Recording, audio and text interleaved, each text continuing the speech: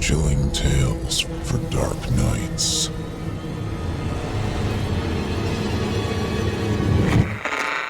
Want to make sure you never miss a Chilling Tales for Dark Nights video again? Be sure to subscribe and hit that bell to turn on notifications. It's time to turn off the lights and turn on the dark. Chilling tales for dark nights.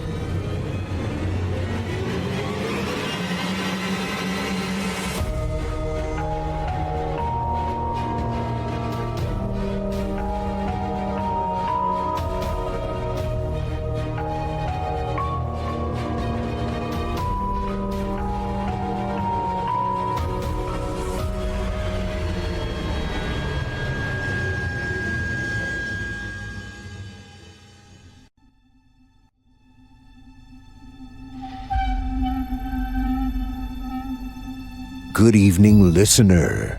You're listening to Chilling Tales for Dark Nights. On tonight's edition, we invite you to leave behind your safe reality and descend with us into the frightening depths of the most terrifying imaginations, with 2 audio adaptations of frightening fiction about suspicious sections and precarious pregnancies. I'm your host, Steve Taylor, and tonight I'll be your guide as we traverse the dimly lit corridors of your darkest dreams. Joining us tonight to help bring to life the frightening fiction of Justin Arthur and Matthew Harrison are voice talents Olivia Steele, Kevin Barbare, Justine Anastasia, Nick Goroff, Geoff Sturtevant, and Erik Peabody. Now, get your ticket ready, take your seat in our theater of the minds, and brace yourself. It's time to turn off the lights and turn on the dark. Our first tale this evening is written by Justin Arthur and performed by Olivia Steele and Kevin Barbare. In it, we meet Madeline, a woman who moves into the countryside hut house her husband Travis had managed to find while she was gone. The house is old, worn, and isolated, but what catches her eye most is the section of wall that her husband had covered up. Now, without further ado, I present to you the Dumbwaiter. As she parked her Corolla, looking up at the old weathered house looming above her, Madeline wondered if she should have taken up her friend's offer to smudge it with sage. The 2-story construction had been a lucky find scouring HUD listings, at least according to her husband. She had let him be in charge of house hunting while she had been busy in Minnesota helping her sister. She had been having trouble taking care of her family while her own husband had been in the hospital. But now that he was able to help again, Madeline wasn't worried for them anymore. 2 months and 2 state lines later, here she was at what was going to be her home. And goodness, should she have been involved. The price had been right, and per the inspections, the house was safe. But everything about it felt worn and rough, nestled next to the rocky hillside, and surrounded by struggling patches of scrub emerging from the gravel where they could. She trusted Travis, but she definitely should have been there. At least everything was already moved in. She pulled out her cell phone, checking the messages as best she could despite the spotty signal this far outside of St. Louis. Following the instructions, she found the key hidden to the right of the front door and opened her way inside, taking in the smell of dust, wood, and age wafting out from the tiled foyer. She moved inside with her travel bags and quickly locked the door before looking over her surroundings. The foyer connected to a living room on the right, a staircase to the bedrooms on the left, and a tight hallway that led to the kitchen ahead of her. She wandered through the living room. Travis had done his best to set everything up, but by the time he returned from his own business trip, she would have this place in the state it should be. A knock on the door broke her out of her trance, making her jump. Who on earth would be knocking on the door of a formerly abandoned country house half an hour away from the closest big city? She looked out a window to investigate, spotting a lanky young man with a loaded hiking backpack. She moved to the front door, making sure the chain was on before cracking it open. "Hello?" she asked. Oh, hi ma'am. I'm Jason Foster. I spoke to your husband a few weeks back about doing some research on his property. He brought up his cell phone, showing a picture of him standing next to her husband. Mr. Dillon said it would be okay, but I wanted to check with you as well. She undid the chain, opening the door wider. This dorky little college kid looked like a strong breeze would blow him away. "Oh, what kind of research?" Oh, I'm studying a local species of tritons. He plopped down his backpack and shuffled through it. Newts. There appears to be a species on your property and those surrounding that has not been discovered, or at least not fully researched. You and Mr. Dillon are the first owners I've been able to track down. I promise I won't get in the way. I'll just be down by the streams that flow through the hills. He unearthed some pictures, hoisting them up to reveal shots of gray, slimy amphibians as lanky as he was. She had thought newts to be colorful creatures, but these looked drab and lifeless, the only distinct break from the gray being two giant black spots that must be their eyes. They reminded her of deep-sea creatures. Ugh, she was going to have to deal with seeing these things as well. Don't worry, I've only located them down by the streams, he said. Is it okay if I continue my research? I haven't been able to get far. The specimens I find are just Fs, little babies that keep dying. I think they're flowing from somewhere further upstream. It's okay, she said. If it's okay, though, I just got home. Oh, of course. Bye, Mrs. She shut the door, struggling enough to cope with everything that's changed, all while her husband was off working. Thankfully, someone she had been looking forward to seeing came from upstairs to welcome her. "Hey, Jester!" she called out, smiling as the gray tabby sauntered his way down the steps and sat right before her. He meowed loudly before getting back up, rubbing himself on her and proceeding to meow again. He had been alone for a day or two and wasn't afraid to let her know his thoughts on it. She gave him some head scratches and he purred.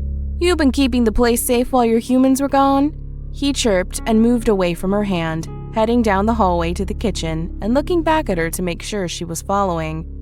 She obliged, smirking at the cat trying to lead her to his empty food bowl.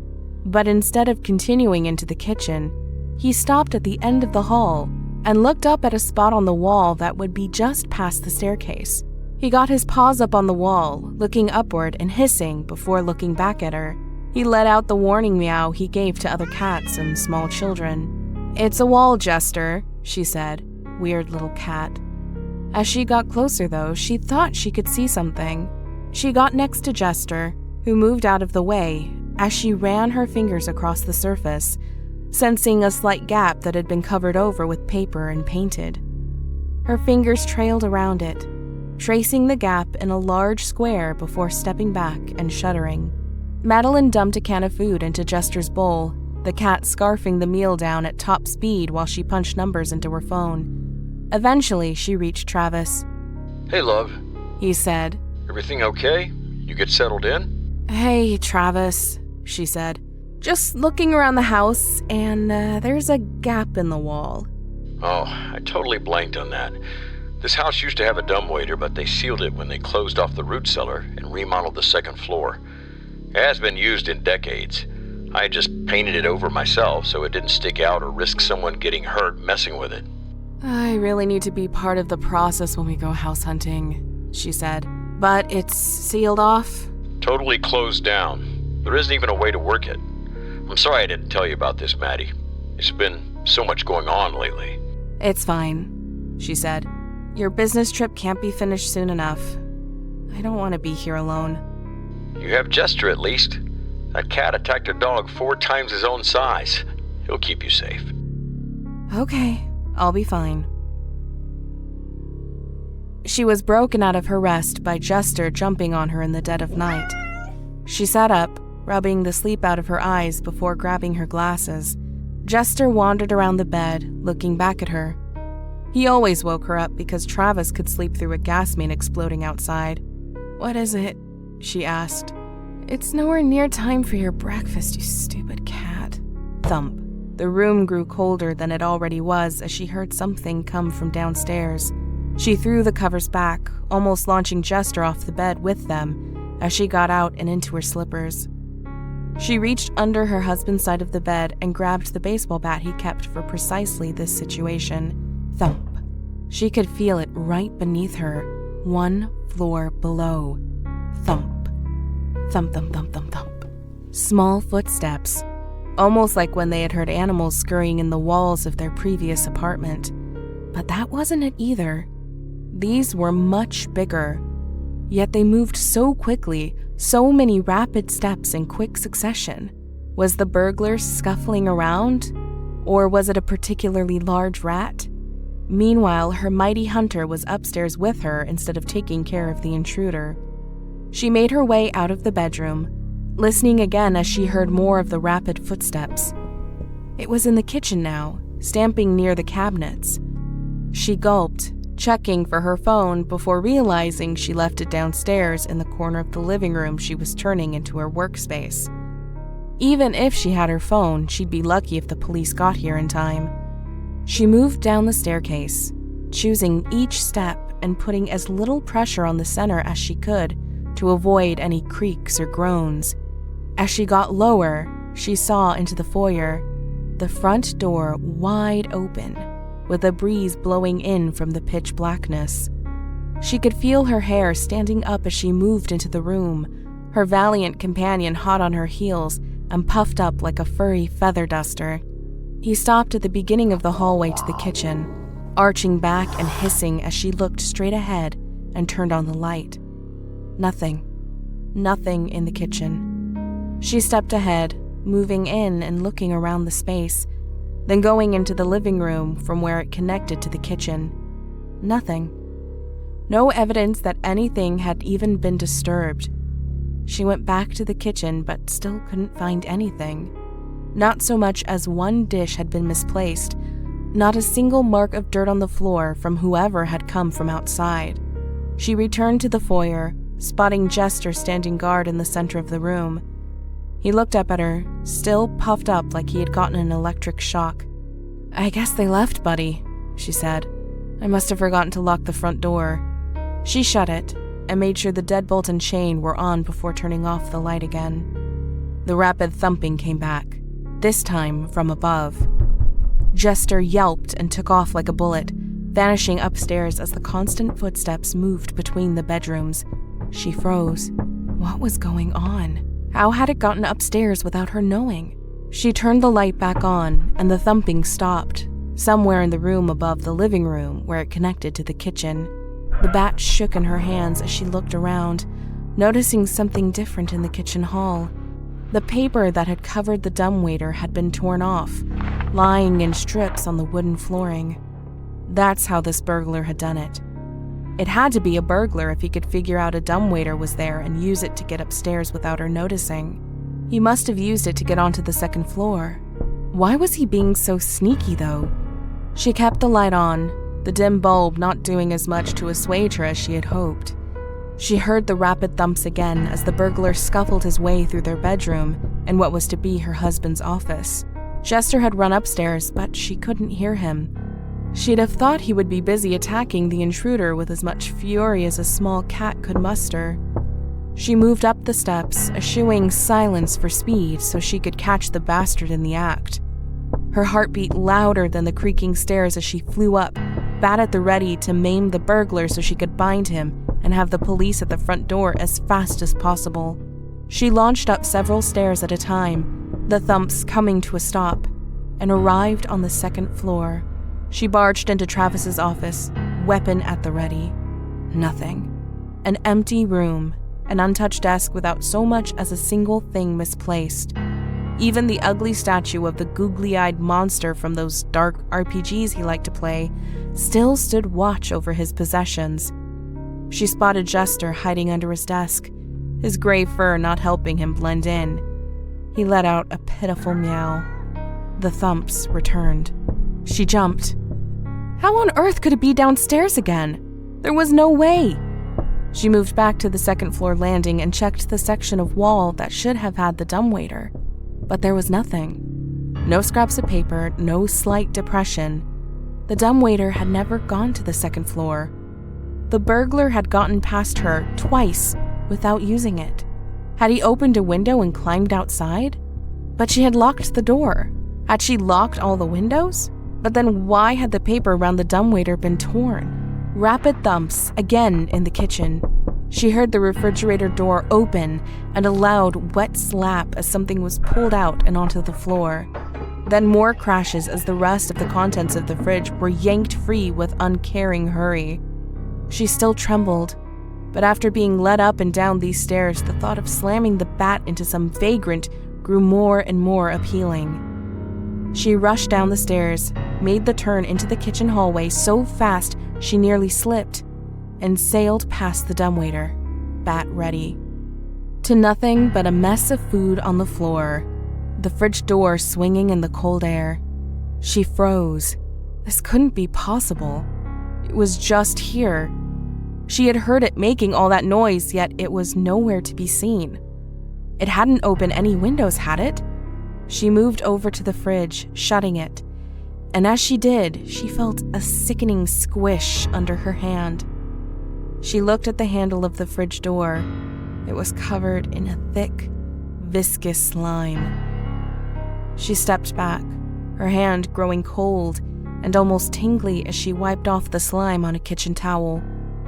She could still move her fingers, but her entire hand felt numb, like she'd fallen asleep on her arm. What was going on? What could even do this? She heard a creak at the front door and had to shake herself free of her trance, forcing her steps out back into the hallway to look into the foyer. The chain had been left on the door, but the deadbolt had been moved back. The door opened to the darkness yet again. The trembling came back, nothing making sense to her as she did her best to hold her bat in her hand that wasn't going numb. She re-entered the foyer yet again, but before she could shut the door, she looked at it. The knob and the lock for the deadbolt now glistened with a layer of the same mucus that had been on the fridge door's handle. She pushed it shut in a dry area, racking her mind as she looked around. Then she noticed something in the living room. Nothing stood out of place, but a section that had previously been lit had been darkened, a shadow cast from the light of the foyer's bulb. She stepped to the threshold between the foyer and living room, looking at the shadow, feeling a bulge grow in her throat. Gripping her bat as tightly as she could, she traced where the shadow was coming from. Whatever was blocking the light had to be on the ceiling.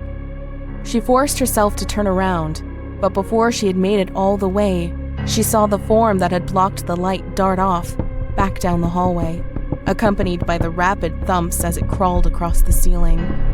Her heart sped up again as she tried to put the pieces together, still nothing making sense. She moved back into the foyer and looked up at where it had been, a glistening trail of mucus that she would have completely missed had she not known to look for it, a thin sheen that would have dried out and vanished before morning. She followed the trail with her eyes back into the kitchen. She moved down the hallway, each step making her wish the nightmare would end and she'd wake up with Jester sitting on her chest demanding breakfast. She stepped into the kitchen, spotting no shadow on either side of the room. She stopped, quieting herself as best she could, listening for something, anything. In the silence, not even disturbed by the usual nightly chorus, she heard a frenetic breathing just to her right. She leaped out into the kitchen and screamed as she swung her bat at the corner of the ceiling, then yelped and darted back before she could follow through. A glistening 6-foot monstrosity glared back at her before darting across the room. Its tiny legs moving so fast, it was like its streamlined gray body was flowing past the light. She recovered enough to get to the living room entrance it had been going for, landing a hit on its back with the bat as it tried to clear the doorway. The nasty thing landed on the floor in front of her, but was back on its feet before she could get herself to strike it again, its rapid footsteps carrying it across the floor to the living room and up the wall. It stopped, facing its head toward her with two massive black dots cutting across its smooth face, a lipless mouth opening wide. It had a ridge of tiny fangs on the edge of its mouth, but her skin crawled as she saw columns of clustered teeth lining its palate and trailing all the way to the back of its throat. She yelped as it charged at her, and she brought the bat down, hitting its head with a loud crunch. She hit it again and again, screaming as she bashed and battered her assailant until its head had been caved in, dark blood leaking across the floor. It twitched in death as she stepped back, her numb hand growing colder. She couldn't feel her fingers anymore. She was grabbing Jester and getting them both out of here. She turned her focus back to the door and saw it had been opened again. She hadn't locked the deadbolt, as it had been covered in more of that numbing slime.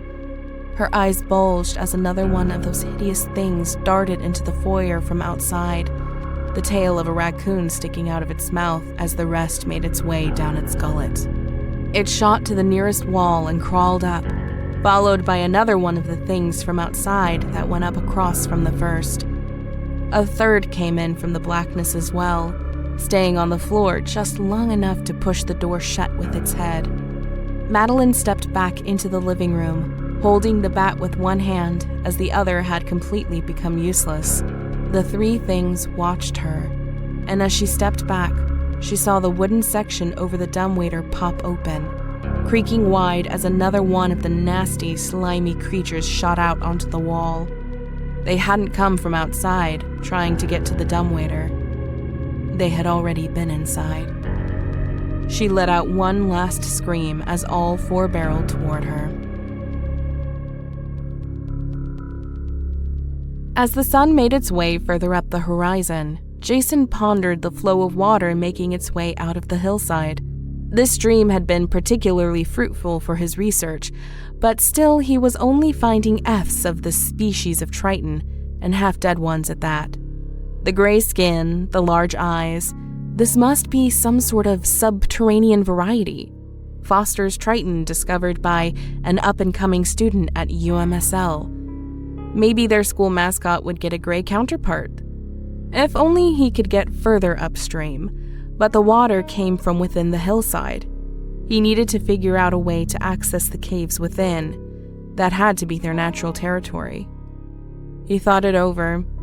Mrs. Dellen seemed wary of him, but maybe he could win her over. A surprising number of houses in Missouri were connected to caves underneath them that were once used for storage. Maybe she'd let him in so he could try there? It was that, or he'd have to break into one of the abandoned houses nearby and hope they had something. She had been home when he arrived in the early morning. He had even seen an adorable gray tabby pawing at the window and had instantly wanted to pet it. He'd swing by, knock, and ask if she knew anything about the caves. Before he could get up, though, something new flowed out of the stream from within the mountain. Something that made him jump back. A torn, ragged nightshirt, covered in viscous slime and stained with blood.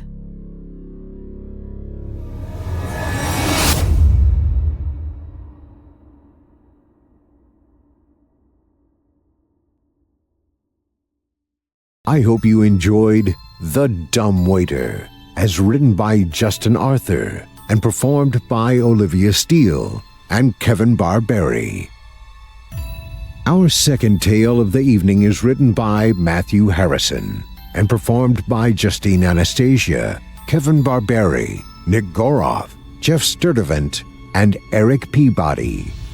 In it, we'll bear witness to a woman lied to, a doctor full of regrets, and a child that will curse the world.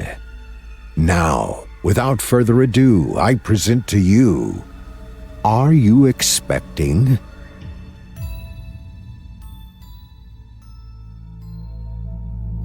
May 27th, 2030, 10:30 a.m. to 10:35 a.m. The hum of fluorescent lights, the smell of antiseptic, and the squeaking of chairs as men in white lab coats rolled around the porcelain floors created an image of sickness in Abigail's mind. This was not what she had expected when she and her husband Tom came in for her appointment today. People in suits had rushed her down the elevator and told her to change into this hospital gown in such a hurry that she thought something was wrong. Now, as she listens to the heartbeat monitor they attached to her, she thinks she can hear the beeps increasing. "How much longer?" she asks the man closest to her. He looks up from his clipboard and lets out the kind of smile a politician gives when they're bullshitting. Not much longer. Blood results should be back shortly. "Can I see Tom at least?" He's right there. He points to the one-way mirror. Abigail waves a small wave, hoping Tom is there and not with those men in suits. "Can I stand up for a little at least? My legs are getting numb, doctor." I'm not a doctor, ma'am, but sure, go ahead. There were a lot of not doctors making decisions for her lately. She sat up, the weight in her stomach ballooning more and more each day, hell, hour by hour now, making it impossible to lie down on her back with any semblance of comfort. Sitting up from a laying position has become a Herculean task, and the heart rate monitor shows it, jumping from 70 BPM to 95 BPM. She stands on her sore feet, heavy and swollen like a brick. She puts her hand to her forehead to control the dizzy spells she gets whenever she does get up. Did the fact that she was having twins make all these symptoms worse? The people who had given her the IVF injection said their new treatment might cause a more intense pregnancy, but lately, Abigail thought they undersold that statement. This was a pregnancy on steroids. The only benefit, outside of finally conceiving, is the shortened time frame. Deliver the baby in half the time, the initial trial coordinator had told her and Tom. Less time she needed to be an incubator is what made her agree, along with the assurance of safety. These are the final steps of this new treatment, the same coordinator had told them. The first few weeks after the treatment weren't too bad. The regular symptoms of tiredness and nausea had set in, plus Tom was so happy, she sucked it up. After years of trying and thousands of dollars on other forms of treatment that went nowhere, money that could have gone to a down payment on a house, they were on their way to start the family he always wanted. When they told her at the first ultrasound that it would be twins, Tom's excitement doubled, while her apprehension, fear, tripled. She looks at her reflection in the mirror again. Her stomach protrudes out like a pale, peach-colored balloon, with rotten veins running across the circumference. All this in 3 months, she thinks. Abigail bends over to a crashing pain, a punch on the inside of her stomach. Grasping at the swelling in her middle, the flesh below her gut curls in and then out like a wave rolling, a familiar feeling these past weeks. "Ah!" she exclaims, then sits back down. She reaches for a bottle of water, but her clammy fingers fumble with it, sending it off the desk onto the floor. Another wave of pain ripples from her belly button to her spine, as though the space between the two is collapsing. She tries to say, "Oh God." "Ah!" comes out instead. Let me get that for you. The not a doctor says, grabbing the water, unscrewing it and handing it to her. "Thanks," she says in a breathless voice. She puts the water to her lips. She needs to go home, take a bath, and let this wave of pain blow over. "Can I leave soon? Babies aren't due for another month, according to the doctor, but you guys are acting like it's going to pop out now." Soon, very soon. We have to check a few things. Abigail looks around. She hadn't noticed that the other men in lab coats had left the room.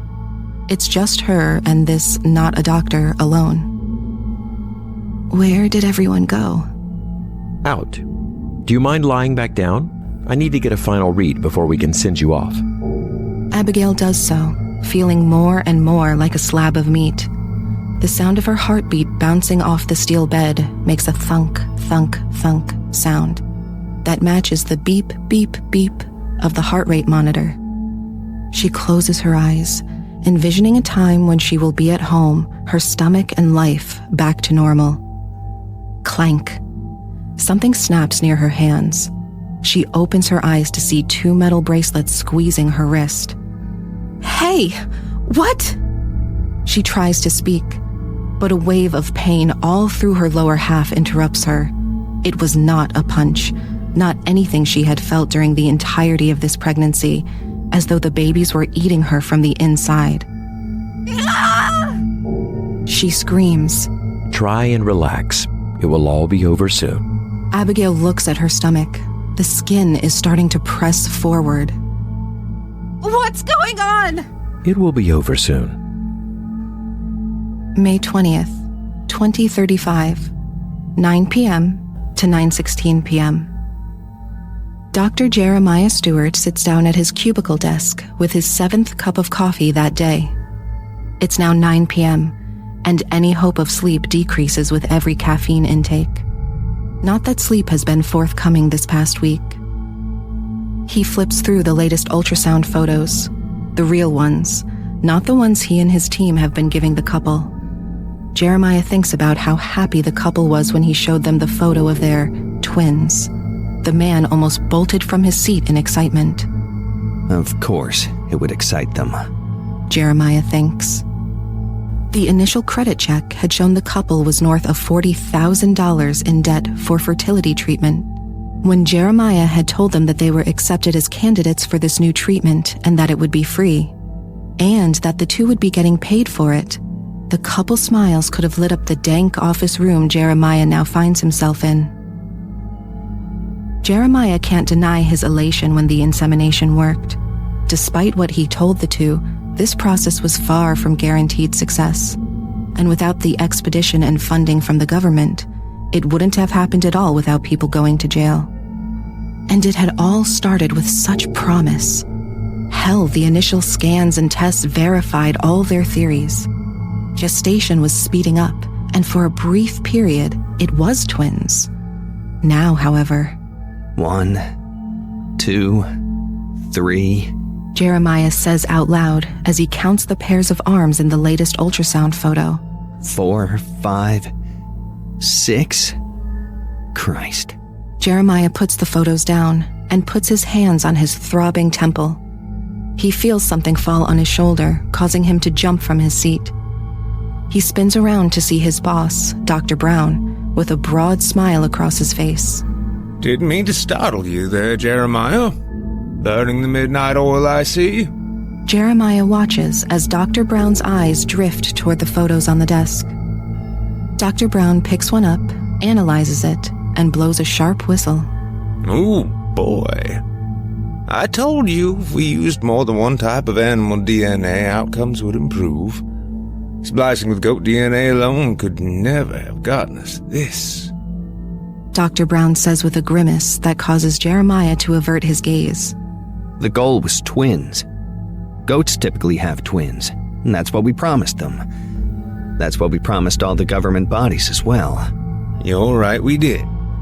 And the Chinese government told us when they gave us that $50 million contract that twins weren't good enough. Why this way, then?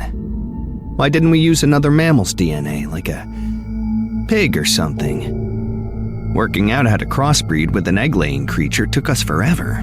Because I am the lead on this project. My research wasn't on pig fertility, and I don't trust that to give us the results we need. Yes, but... It's like this, son.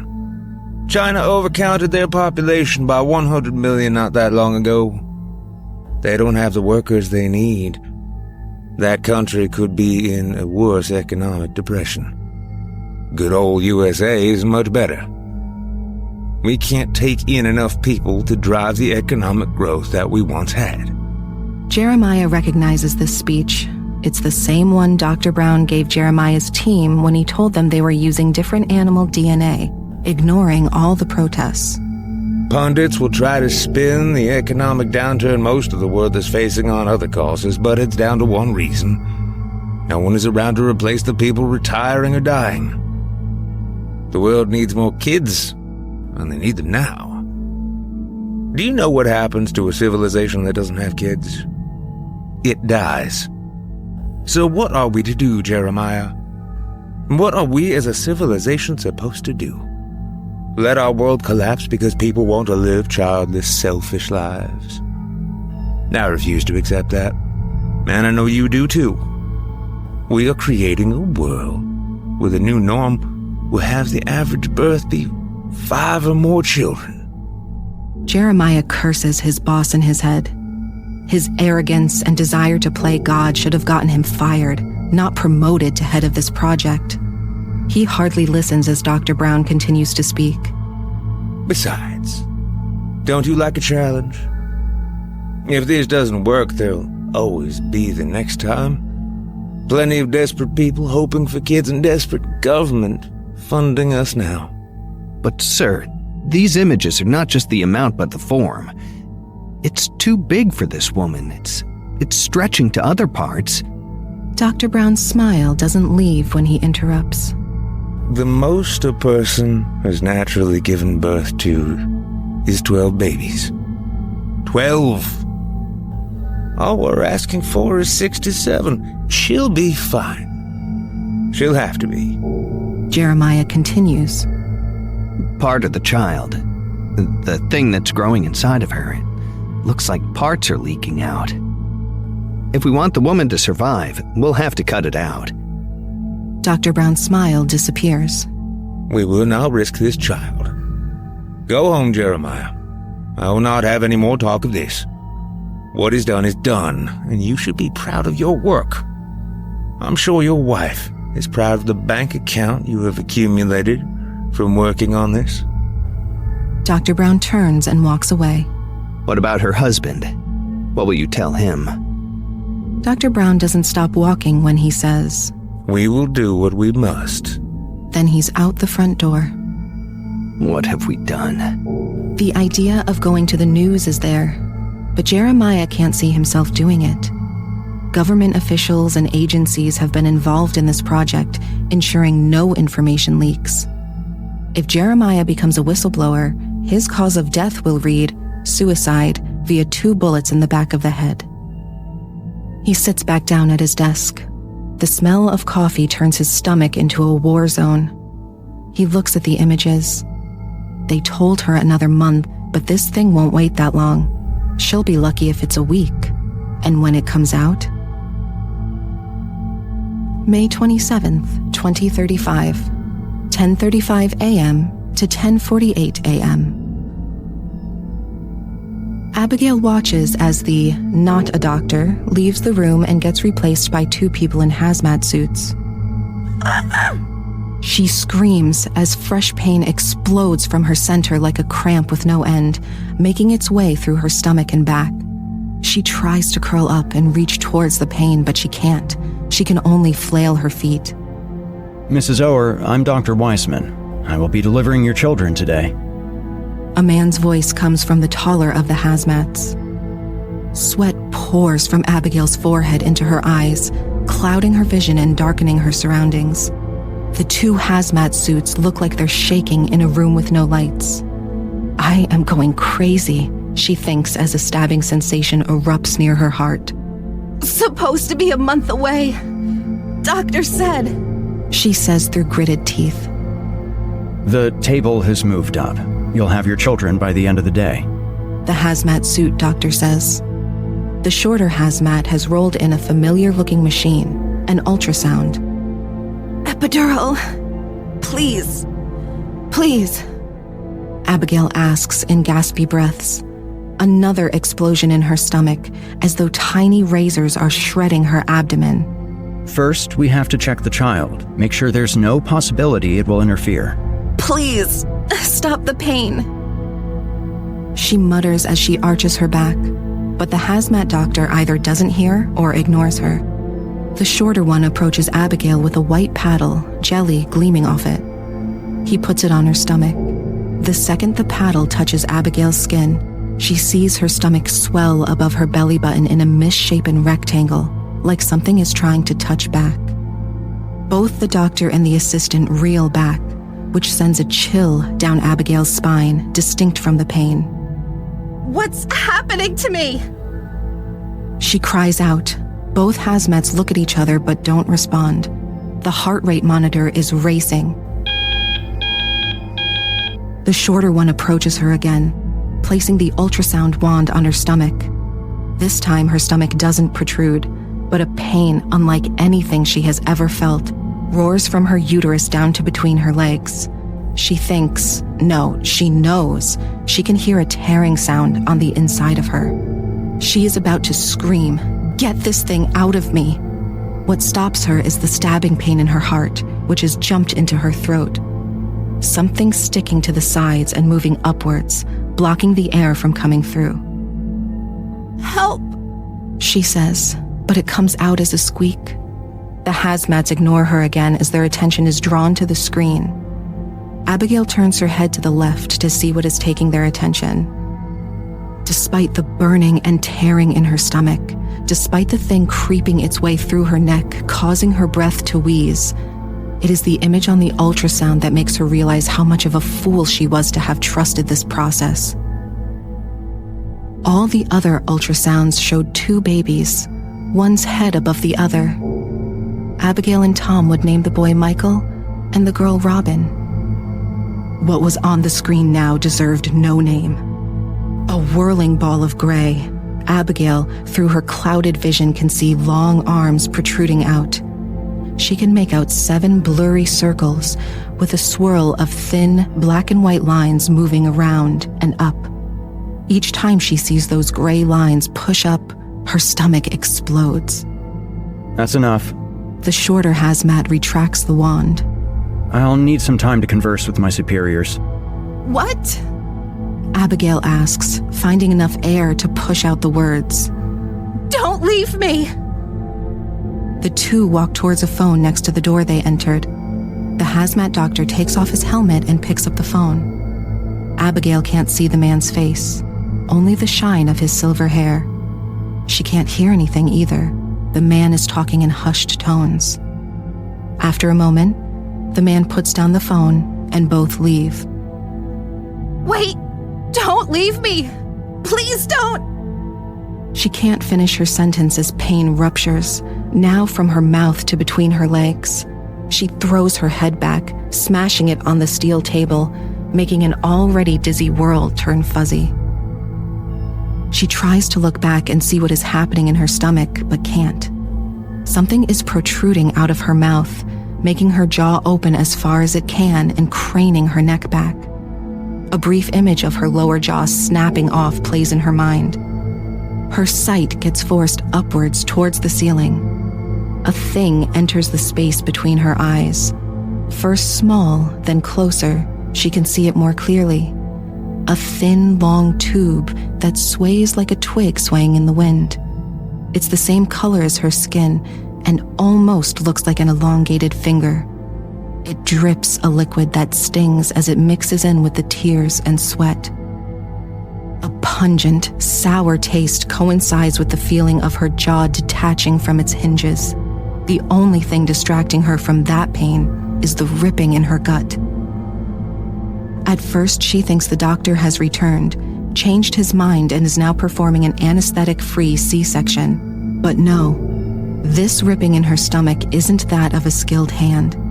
It is the chaotic biting away, the tearing of her flesh. Wetness pools at her waist as something cuts through her abdomen and juts out of her. The liquid pours onto the floor, echoing in the empty room. She thrashes her back upwards, trying to shake off whatever is coming from her. She can't see it, but there's a weight on top of her, not inside her anymore, but sitting on top of her. The table shakes with her movement, craning to each side till it tilts to her right, and both Abigail and the table slam onto the floor. She stares into the one-way glass, seeing her reflection. She closes her eyes, unable to believe what is coming from her.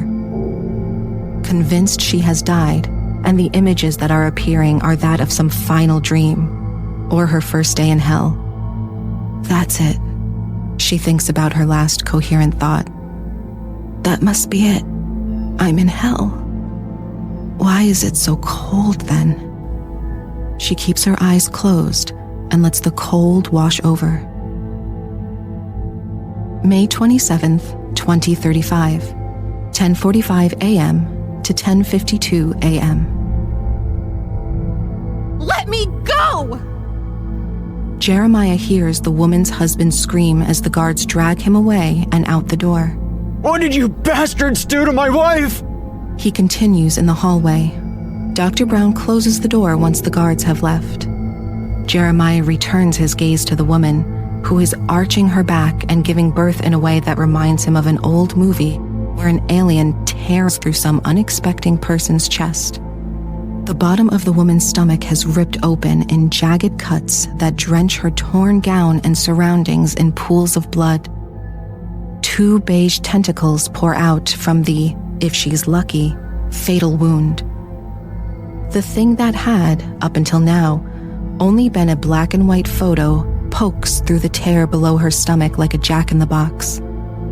It's not one head poking out, however.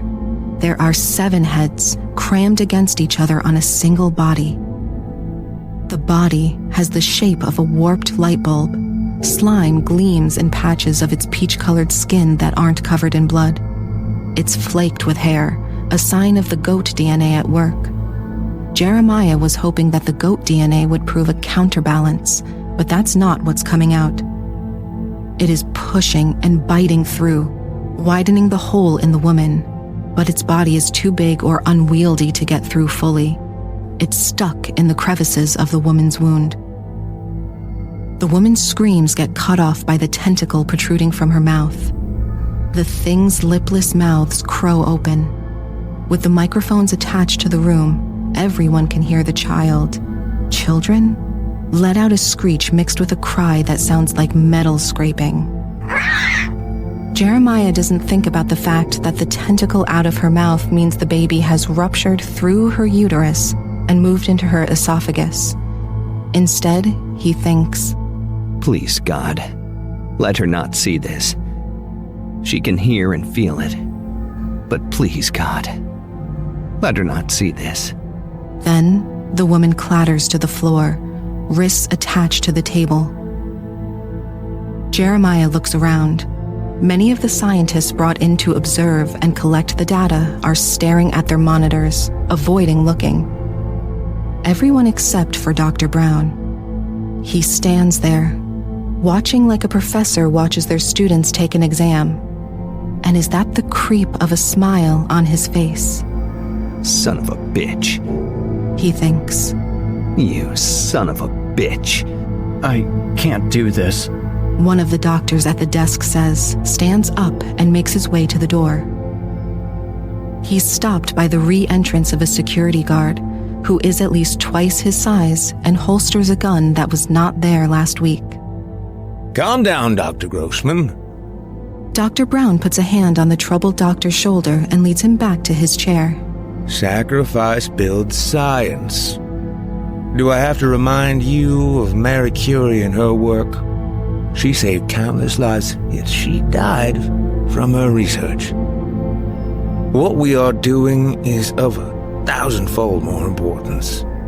Dr. Brown straightens his back, squares his shoulders, and projects his most sincere and authoritative voice. We are saving our civilization. With that, he turns back to the creep show unfolding. The table scraping against the floor draws Jeremiah's attention back. The world gets a little blurry when he sees what is happening. The child is moving closer to the mirror, pulling the mother along with it as though wanting to see its reflection. The tentacles coming from the stomach look as though they are stuck between the woman's body and its own mass, sticking out of the wound like little fingers. The tentacles at opposite ends of the woman are doing the movement. The tentacle from her mouth comes out as though she were vomiting it up, yet it refuses to leave. It thrashes out at least a foot and pulls her top half, the woman's head banging against the floor as it moves. Jeremiah can see dark blood around her jaw. The tentacle protruding from between her legs moves her bottom half through a separate pile of blood and viscera, parting the bottom of the soiled gown. The arms make a thunk sound, followed by the table scratching along the floor. It pulls itself closer and closer. Jeremiah can see the eyes of some of the heads closest to him looking around. They're glassy, oval in shape and without color upon blood-stained skin with a pinkish tint. The heart rate monitor disconnects from the woman. A flat line now replaces the frantic beeping of the machine, which unfortunately does not symbolize death. The child wails, all the mouths opening to release the cry at once, revealing jagged razor teeth. Jeremiah feels vomit emerge from his stomach and swallows it. How do we get it out? He asks, more to himself than anyone. We can't right now. We must monitor. Don't you see what we've done? Looking around the room, he says, We've created a being with 7 consciousnesses. All we have to do now is figure out how to separate the bodies from the next host. My research in octopus fertility DNA was the trick. I told you. They have so many children. If we can get that into live birth, we will have saved the world. His voice is ecstatic, filled with energy, as though he has been told he is envisioning his future scholarly acclamations. Inside, Jeremiah's thoughts scream. What have we done? Please be dead. What have I done? Please, God, let her have bled out. Please, God. Please. The child's screech is replaced by the woman's ghoulish, muffled scream. Jeremiah takes his hands away from his face to stare into the woman's eyes. Now, he is close enough to the window to see the full extent of what is coming out of her. At this point, Jeremiah faints. June 10th, 2035, 8:05 p.m. Jeremiah sits in his home office, crushing 5 prescription sleeping pills with his teeth before taking a long swig of whiskey. His phone on the desk buzzes. His wife. The kids and I are here. Are you okay? Are you safe? He replies before the pills can take effect. Yes. I love you all. He takes out the SIM card and crushes it under his heel. Then he deletes the messages and crushes the phone the same way. They are at his sister's in Boston. Maybe it's too much of a precaution, but he can't risk their safety. There are rumors at the office that one of the doctors who protested at the post-experiment conference has gone missing. Dr. Jones or James, Jeremiah doesn't remember. He does remember when Dr. Jones or James called Dr. Brown the 21st century version of Nazi scientist Mengele. That had turned Dr. Brown's face sour. All the money he has saved from this hell, all $2.2 million, is with his family. He has told them he'd meet them there soon. A necessary lie. He doesn't deserve to see them. He swallows another 4 pills and takes another drink. His head is floating. He thinks about that money and his plans to retire at age 40, win a Nobel Prize for his contributions to biology and medical science, and that the textbooks write about his heroic solving of what has come to be known as the Great Fertility Depression. How worthless that fantasy has become. Then why don't you try and stop them? A voice he cannot answer asks. He swallows another 2 pills. His handle of whiskey is 3/4 done. He looks at his computer, and the screen sways left and right as messages start appearing. Messages from various news agencies where he has sent photographs, document evidence, and even a video. Would they believe what their eyes were showing them, or would they think it was the doings of some visual effects genius? That such creatures could exist for television and nowhere else? Perhaps, but some of the more lowbrow news websites would believe. Once people started researching who the information came from, however, seeing his accredited work, more would believe that he wasn't some nobody wacko, and that would at least halt this company's efforts to try again, for a while. It's hot where he is. He stands up to open the window but finds his legs turned to rubber. He slips and falls, having neither the will nor the ability to get to his feet. Everything is getting dark now, and he's tired. It's time to go into the black, to wipe his mind from the world. His only regret is that he could not take that bastard Dr. Brown with him. No, that's not true. He also regrets not having the courage to put Abigail out of her misery. Even now, as he drifts off into nothingness, he swears he can hear Abigail and her child scream, intertwined and forced together, dragging along a padded room hooked up to all sorts of machines feeding her and the child. Dr. Brown is not letting either die due to emergency research purposes. He closes his eyes and drifts off with those screams ringing in his ears.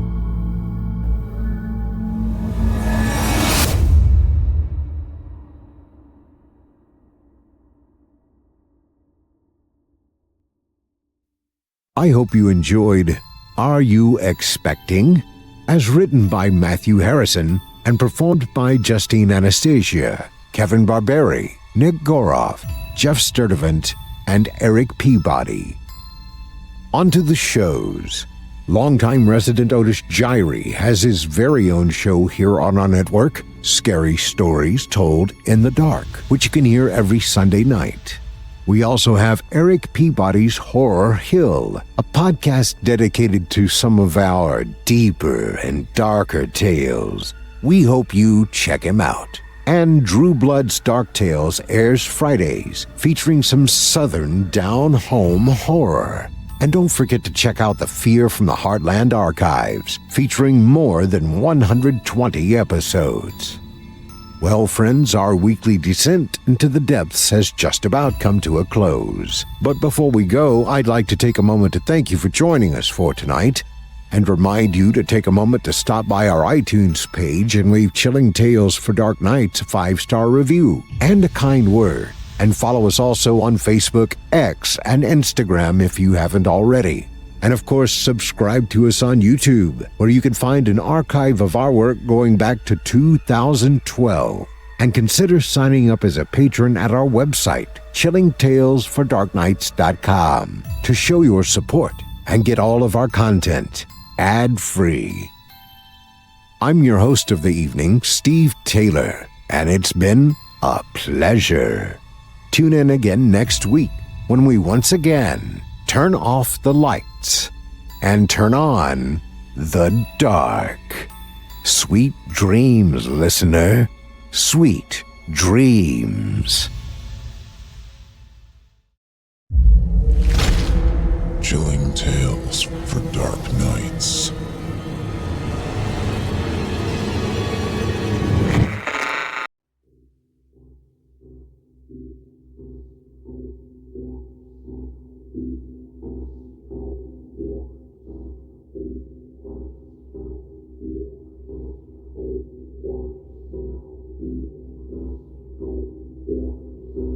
Thank you.